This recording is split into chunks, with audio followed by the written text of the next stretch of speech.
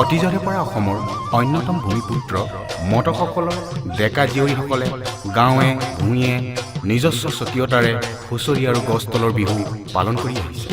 সেয়েহে মটকসকলৰ এই পুৰণি আপুৰুগীয়া সংস্কৃতি বিশ্ব দৰবাৰত প্ৰতিফলিত কৰিব পৰাকৈ সদৌ অসম মটক যুৱ ছাত্ৰ সন্মিলন তিনিচুকীয়া জিলা সমিতিৰ উদ্যোগত অহা 29 বহাগ 1940 তথা 13 মে 2018 তাৰিখে তিনিচুকীয়াৰ মৰুত নন্দন কানন তথা নপুখুৰীত দিনজোৰা কাৰ্যসূচীৰে এক বিশাল ৰঙালী মেলাৰ আয়োজন কৰা হৈছে। উক্ত অনুষ্ঠানত সকলো অসমবাসী ৰাইজৰ উপস্থিতি আৰু সহায় সহযোগিতা কামনা কৰোঁ। ধন্যবাদ।